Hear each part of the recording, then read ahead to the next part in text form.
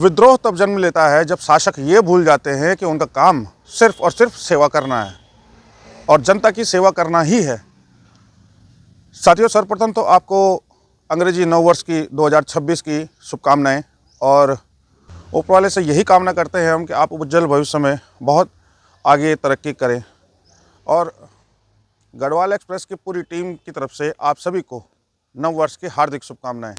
तो नमस्कार दोस्तों, मैं दीपक रावत आपके साथ में और आप देख रहे हैं गढ़वाल एक्सप्रेस। साथियों, बात कुछ ऐसी है कि शासक वाकई में जब ये भूल जाते हैं कि उनका काम जनसेवा करना है तो अराजकता ही फैलती है और तब विद्रोह जन्म लेता है। और वही विद्रोह हमें देखने को मिला मध्य प्रदेश में। बात अगर एमपी की करें तो वहाँ के एक फायर ब्रांड नेता हैं, बीजेपी से आते हैं, जो नाम है उनका कैलाश विजयवर्गीय। अब कहानी यहाँ से शुरू होती है कि एक पत्रकार, अभी हाल में ही कल परसों की ये घटना है, एक पत्रकार जब कैलाश विजयवर्गीय से ये पूछ बैठते हैं कि सर, आपका जो क्षेत्र है वहाँ पर 15 दिनों से जो दूषित पानी आ रहा है लोगों के घरों में और लोग मृत्यु को प्राप्त हो रहे हैं उससे। इंदौर वैसे तो आपका नंबर 1 सिटी माना जाता है, साफ़ सफाई में कहा जाता है, दर्शाया जाता है, दिखाया जाता है, परंतु ये जो मौतें हो रही हैं और 15 दिनों से जो दूषित पानी आ रहा है उसके लिए आप काम कब करेंगे? वादे तो आपने कर दिए परंतु काम धरातल पर कब होगा? तो इतने में जो कैलाश विजयवर्गीय जी हैं वो कुछ ऐसा कह देते हैं कि जो नागवार गुजरती है उस पत्रकार को।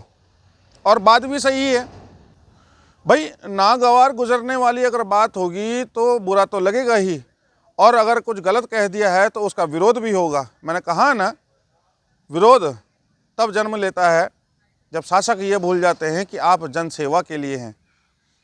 तो चलिए पहले आप वीडियो क्लिप देखिए। बहुत सारे लोगों को अभी तक जो रिफंड की बात कही गई थी वो भी नहीं मिला कैलाश जी, और पीने के पानी की ठीक से व्यवस्था छोड़ो यार, तुम फोकट प्रश्न मत पूछो। नहीं, फोकट नहीं, ये तो मैं तो वहाँ होकर आया हूँ। क्या घंटा हो गया है तुम बात? कैलाश जी बात ठीक से कीजिए, नहीं शब्दों का चयन ठीक करिए। कैलाश जी आप ढंग से बात नहीं कर रहे हैं। नहीं, आप ये क्या शब्द होता है कि घंटा घंटा क्या शब्द होता है? आप, मैं तो जाऊंगा, लहजा इनको सुधारने कहिए।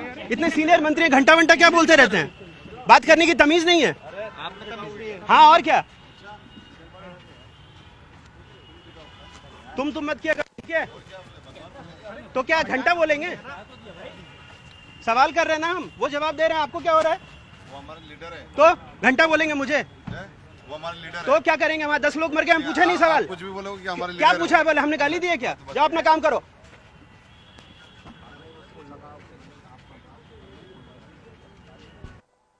अब आप स्क्रीन पर ये फोटो देख रहे होंगे, ये एक स्क्रीनशॉट लिया गया है इंदौर के अगवार प्रजातंत्र का, और ये 31 दिसंबर की कटिंग है जिसमें साफ साफ दिख रहा है ये है नगरीय कल्याण मंत्री कैलाश विजयवर्गीय का विधानसभा क्षेत्र।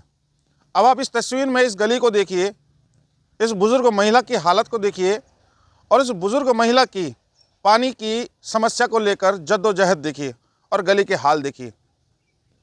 क्या लगता है आपको, क्या दिखता है आपको?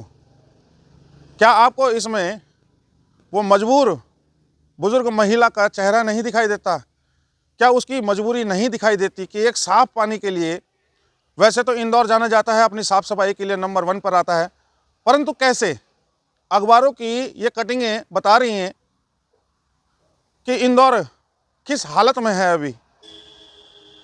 आप देखिए और खुद आकलन लगाइए कि उस बुजुर्ग महिला पर क्या बीत रही होगी जो अपनी इस टूटी फूटी और इतनी खराब गली से, तंग गली से एक पानी का बर्तन लेकर पानी के लिए उसकी जो जद्दोजहद चल रही है।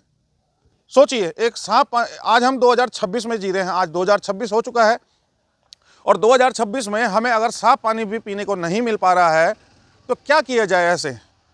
ऐसे भ्रष्ट तंत्र का, भ्रष्ट सिस्टम का क्या किया जाए?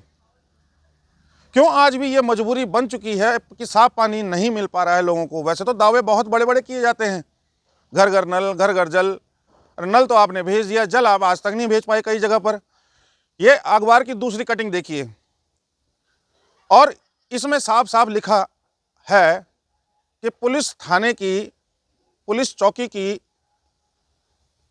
जो टॉयलेट का पानी है लोगों के घरों में वो तक जा रहा है। आप सोचिए कितना मजबूर हो चुके हैं लोग। और जब एक के बाद एक साथ मौतें सामने आई निकल कर, जो पहली मौत हुई थी तो उसे तो हार्ट अटैक का बता दिया गया था कि हार्ट अटैक आ गया है, परंतु जब एक के बाद एक सात मौतें सामने आई तो वहाँ का सिस्टम तब जागा, तब उस कुंभकर्ण की नींद से वो उठे और तब काम करना उन्होंने शुरू किया।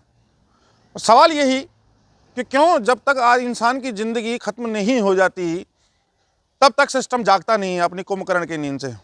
क्यों उससे पहले वो कार्य नहीं हो जाते जिनके लिए आप जनता से टैक्स लेते हैं, जिनके लिए आप जवाबदेह हैं, जिनके काम करने के लिए, जिनसे वोट मांगने के लिए आप जाते हैं हर बार हाथ फैलाते हुए? क्यों उनके लिए उस समय से काम नहीं होता जिस काम के लिए आपको चुना जाता है, जिस काम के लिए आपको विधानसभा भेजा जाता है, जिस काम के लिए आपको संसद भेजा जाता है? क्यों ऐसे वो काम होते नहीं हैं? आप एक कटिंग और देखिए और इसको पढ़कर ये बताइएगा कि जो इंदौर में जो इतनी मौतें हुई हैं दूषित पानी की वजह से, ये हादसा है या किसी साजिश के तहत ये हुआ है? मैं जानना चाहूँगा आपसे, कमेंट के माध्यम से आप अपनी राय ज़रूर व्यक्त कीजिएगा। ये मुद्दा, ये बात और ये मामला ऐसे हल्के में लेने की ज़रूरत नहीं है।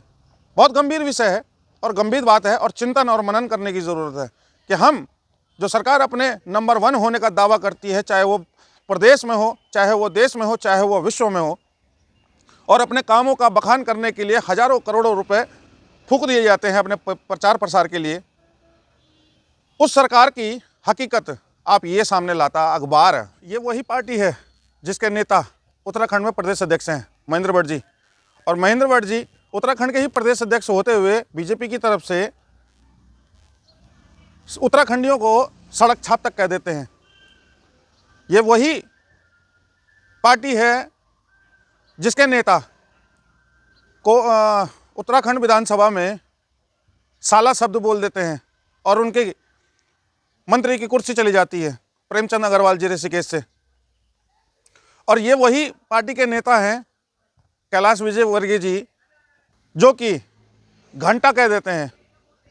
अब बताइए, प्रेमचंद अग्रवाल पर तो कार्रवाई हुई थी, उनकी कुर्सी गई थी, परंतु इन पर क्या कार्रवाई करेगी सरकार? अब क्या इनकी पार्टी कोई कार्रवाई करेगी इन पर?